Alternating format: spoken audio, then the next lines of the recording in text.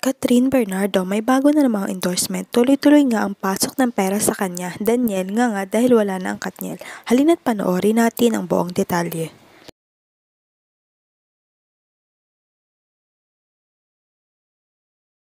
Sunod-sunod nga ang endorsement na tatanggap ngayon ni Catherine Bernardo matapos mag-trending ang hiwalayan nila ni Daniel Padilla at di umano'y ang third party ay si Andrea Brillantes. Ngayon nga ay sunod-sunod ang endorsement at project ni Catherine Bernardo. Ngayon nga ay kinuha na naman siya ng TCL Philippines at nag-endorse ng TV.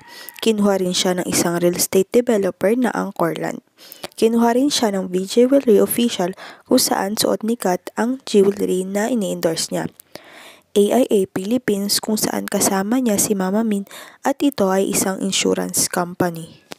Samantalang si DJ ay punong-puno ng pangbabash lang ang natatanggap sa publiko at walang nakukuhang endorsement.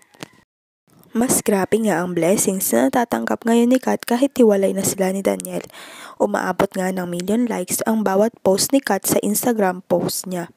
Makikita lamang kung gaano siya sinusuportahan ng Katniel fans sa bawat project na hinahawakan niya.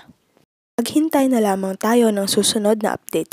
Huwag kalimutang mag-like at subscribe sa aking YouTube channel Selyang Beats para updated kayo sa Katniel at kay Andrea Brillantes. Maraming salamat po sa panonood.